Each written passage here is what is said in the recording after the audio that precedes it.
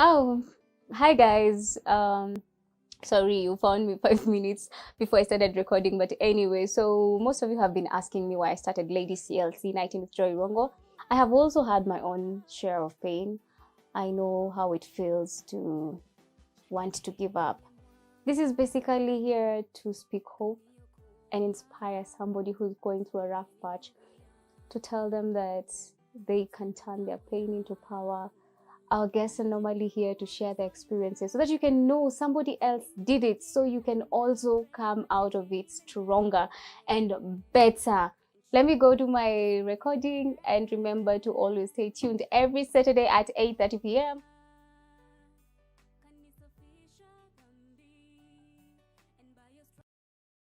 Undertaking husband duties on a boyfriend tender. Guys, with bromance, do you share your woman with the bro? Have a sister? Give me your sister. I show you how these things are done. So you go release and be like, Men supporting each other, not only financially, but also socially. Don't mingle with women you can't deal with. Is there really a formula for dating and marriage? Some men are procreational, some men are recreational.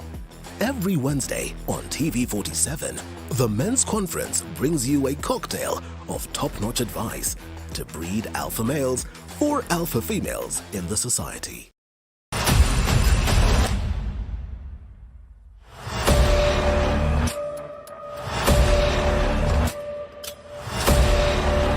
Tunaweza tumeite nje trace hiyo do.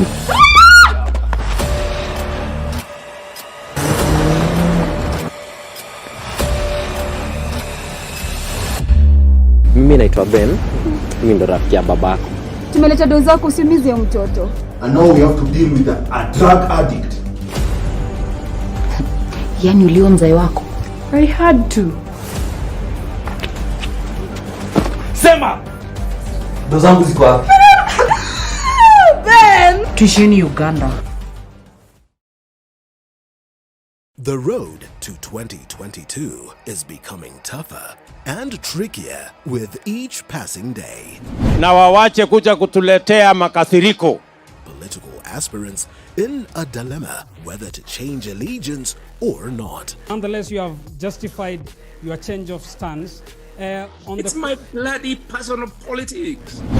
Tell them this. They could have gone to do law so that they become judges. They do not have the capacity, training, or skill to interpret a court order. As a journalist, you have also heard of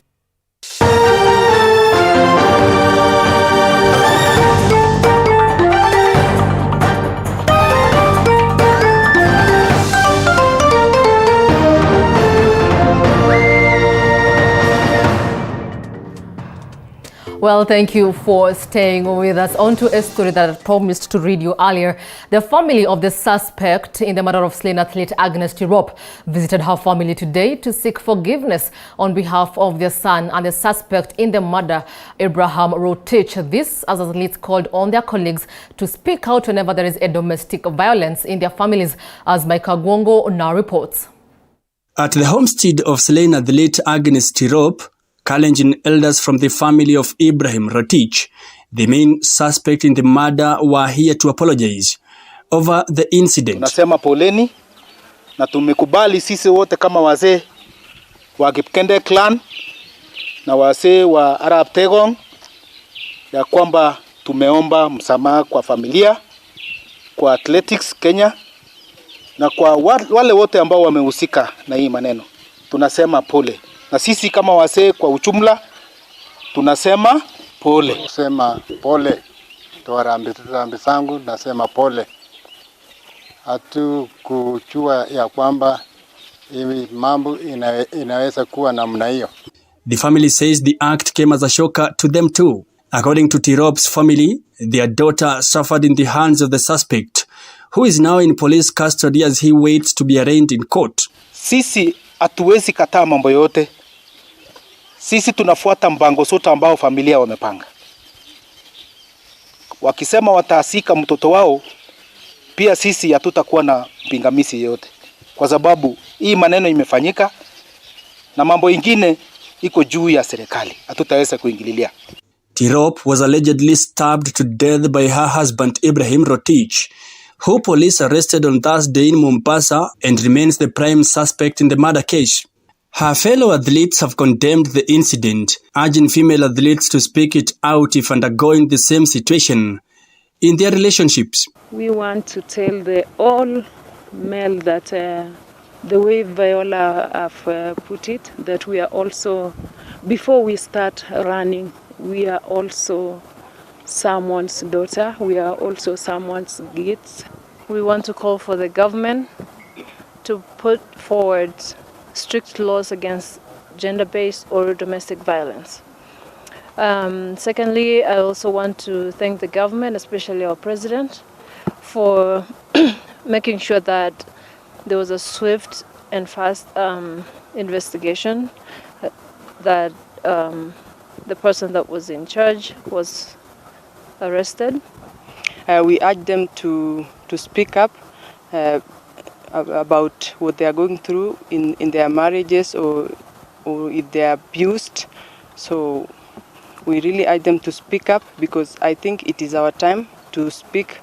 It is alleged that Ibrahim had severally assaulted Tirop in their home in Iten, raising an alarm to exceeding domestic violence in the country. Already a burial committee has been formed and comprises of members of the family, Athletic Kenya and the county government of Nandi. For TV 47, I'm Mike Kagwongo. Well, thank you, Kagwongo, for that report, and our heartfelt condolences to Tirop's family. Now, on to a story of a man who wrote his own eulogy. Yes, there we have it. President Uhuru Kenyatta has mourned senior lawyer Evans Monari as an intellectual, vibrant and loyal Kenyan who served the interests of the country. In a speech read by Interior Cabinet Secretary Fred Matiang'i, Kenyatta appreciated the late lawyer's economic input in the country. Andrew Kilemi with the details. Family and friends of the late prominent lawyer Evans Monari congregated at Nyakongo village, Nyamira County for his final send-off. Monari died early this month at Nairobi Hospital, where he was receiving treatment after ailing for a long time. My sympathy is that we have lost somebody still young, had a great future, had a tremendous future. The only I can wish this family now is God's blessings. In his speech, as read by Interior CS Fred Matiang'i, President Kenyatta remembered Monari for his commitment to promoting education, especially for vulnerable students. Evans was the closest I knew to the near utopia. He lived in a universe of his own. He created a world of his own. It was not government, it was not opposition. It was not a political party, it was not divided by creed. He had friends across the world, and he was a free spirit. ANC party leader Musalia Mudavadi described him as a legal mind whose intellect has left an indelible mark in the profession. We spent a lot of time together discussing various national issues from time to time. And I can testify that this was a brilliant mind. Mudavadi further called on President Kenyatta to lift the 10 p.m. 4 a.m. nationwide curfew, saying the curfew is only serving to further aggravate economic hardships in the country. Kile naomba tu kupitia kwa Fred Matiang'i akipata nafasi amshawishi Rais wa Jamhuri ya Kenya kwamba tuzidi kuzingatia COVID rules, lakini curfew tu. Monari died at the age of 58, leaving behind a wife and 4 children. Andrin Kilemi, TV 47. Well, thank you, Kilemi, for that report. 30 minutes past the hour. We take another very short breather. Don't go too far away, as we have a lot more lined up for you on the other side.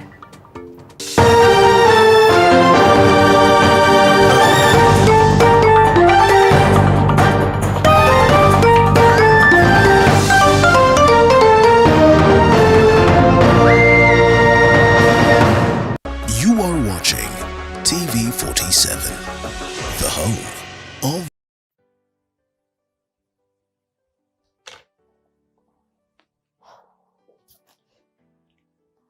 Oh, hi guys. Sorry, you found me 5 minutes before I started recording, but anyway, so most of you have been asking me why I started Lady CLC 19 with Joy Rongo. I have also had my own share of pain. I know how it feels to want to give up. This is basically here to speak hope and inspire somebody who's going through a rough patch, to tell them that they can turn their pain into power. Our guests are normally here to share their experiences so that you can know somebody else did it, so you can also come out of it stronger and better. Let me go to my recording, and remember to always stay tuned every Saturday at 8:30 p.m.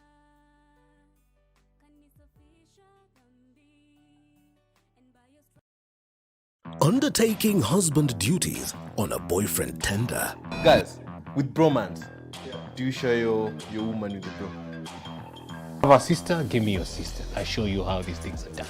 So you go release and be like, Men supporting each other, not only financially, but also socially. Don't mingle with women you can't deal with. Is there really a formula for dating and marriage? Some men are procreational, some men are recreational. Every Wednesday on TV47, the Men's Conference brings you a cocktail of top-notch advice to breed alpha males or alpha females in the society.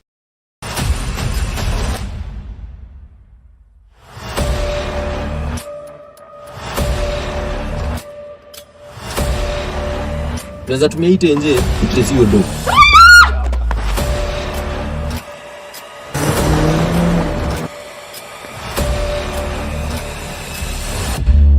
Mimi naitwa Ben, mimi ndo rafiki ya babako.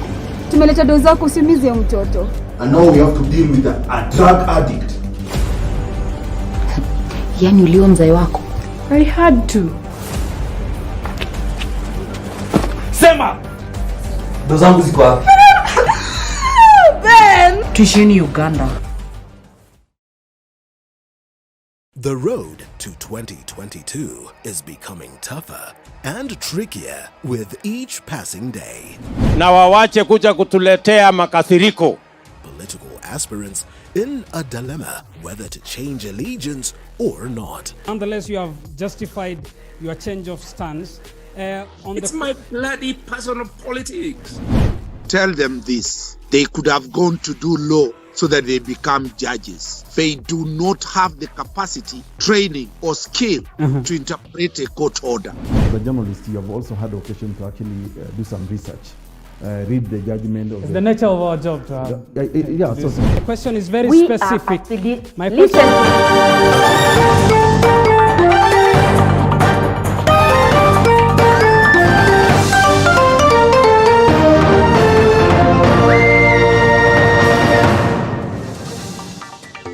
Well, thank you for staying with us. Now let's cross over to Roiro constituency, where a building under construction collapsed.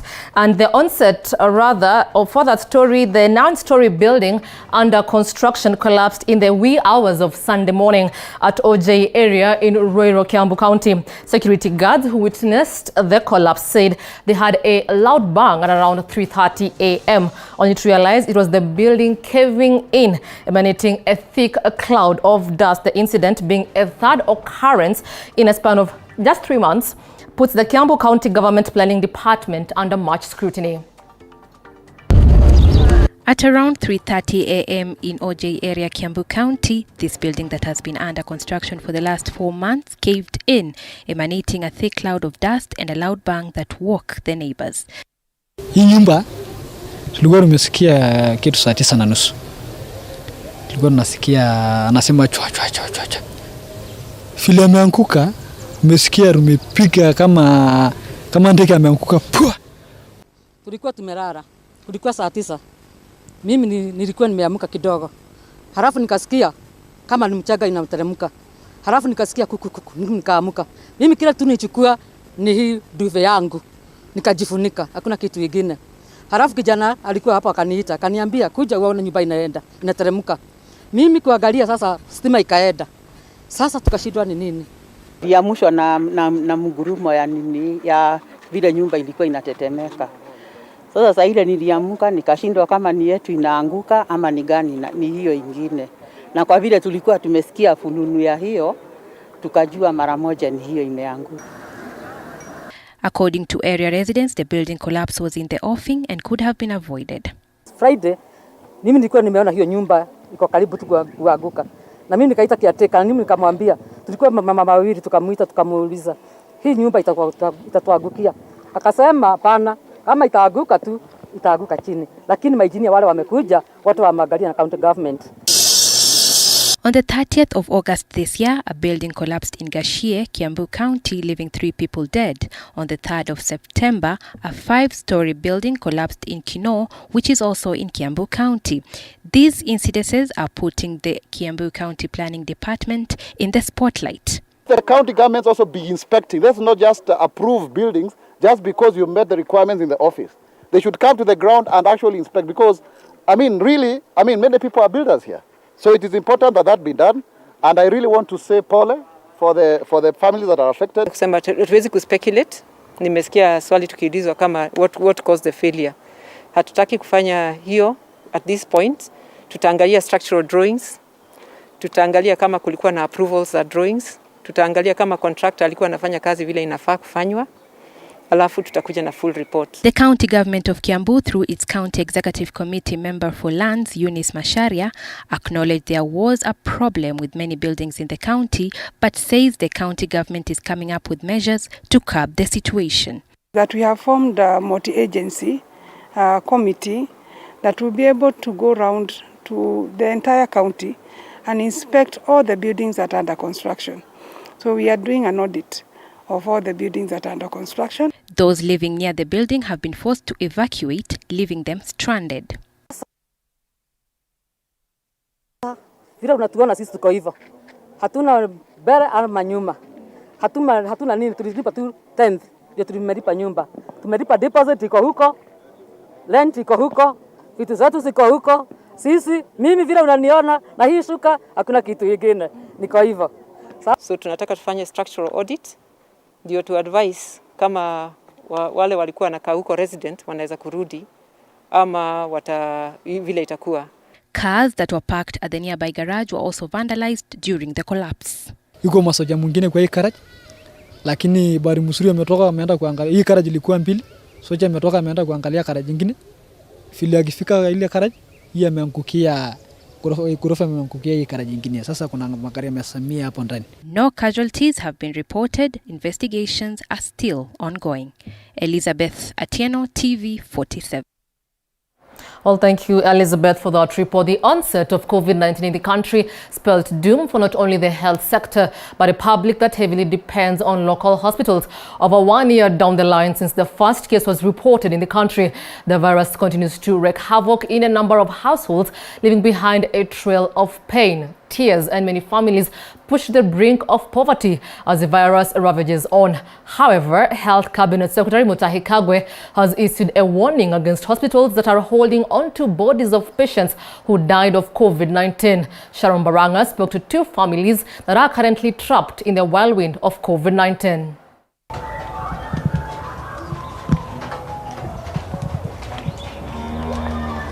Anne Njogu and her mother-in-law Wanjiru Waithaka are in a catch-22 situation. COVID-19 hit them and left them reeling in pain and despair. It all started in August when Peter Njogu fell ill. Kwanza alipogojeka alienda hospitali, alipotibiwa aliambiwa ako na pneumonia, akapewa dawa za pneumonia. Aliporudi nyumbani akaja akazitumia kwa siku 2. Baada ya siku 2 tukaona kwamba nikana kwamba habadiliki. Akaniambia atarudi hospitali aende abadilishiwe dawa.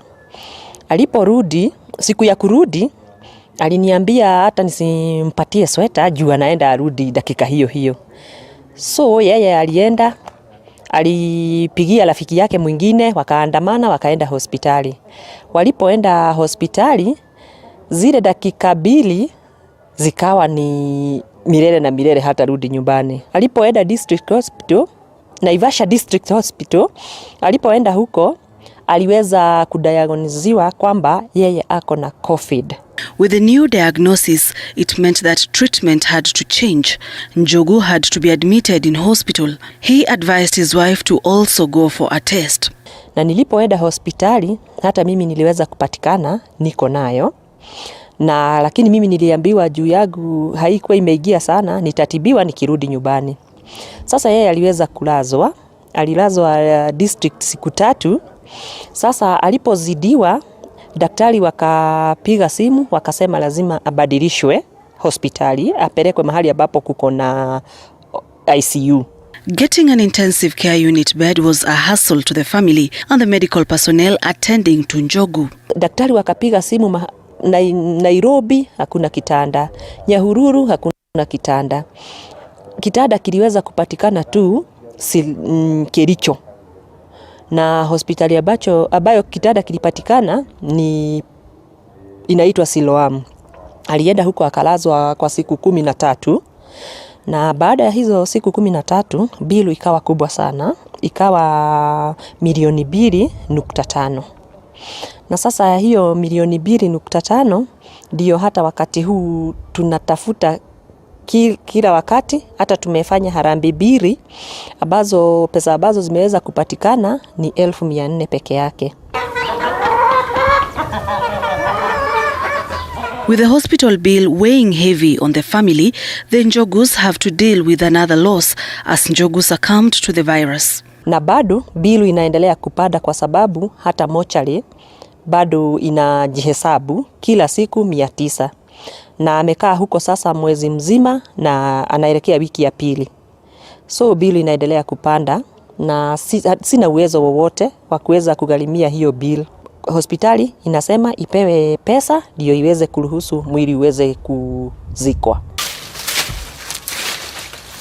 The late Njogu happens to be the only child of Wanjiru. The house where Wanjiru lives at Kinamba village in the outskirts of Naivasha town is not hers. She was tasked to look after it in exchange for a roof over her head. Na ng'ombe ni mwenyewe nyumba, ni sina kitu hata.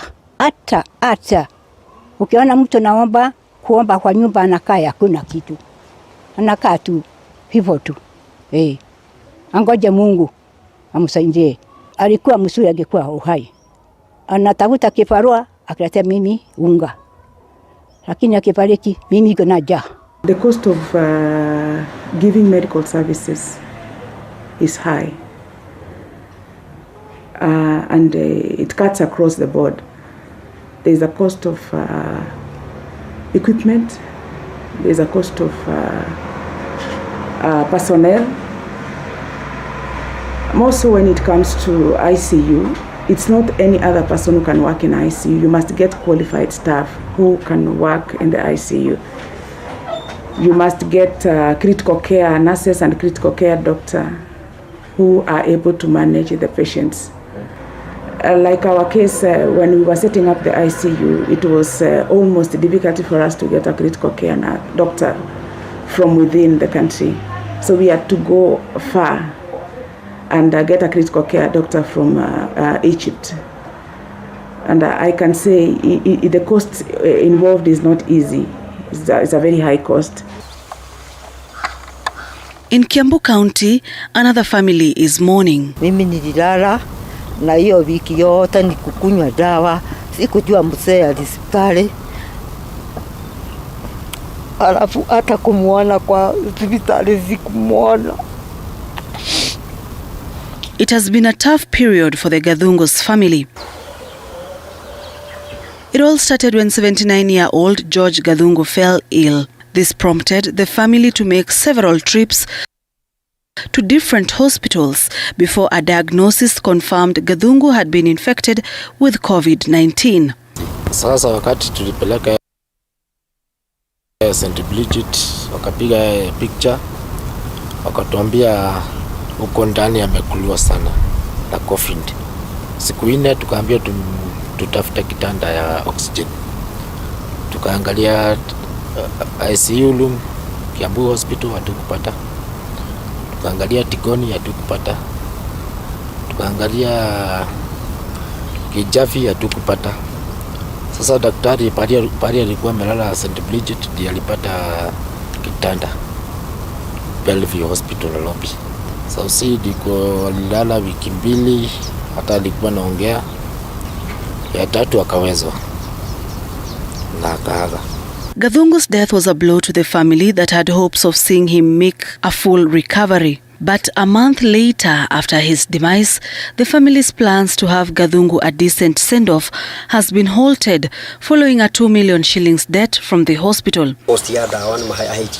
And now they are living in fear of losing their land in Githunguri, Kiambu County, as its title deed was placed as collateral. Hii saba ikiuzwa sijui naenda wapi. Sina kitu ingine, hata hakuna mahali ingine tunaenda. Tunakaa tu hapa. Hospitali inadai pesa yake, juu hatuwezi kumzika bila kuwalipa.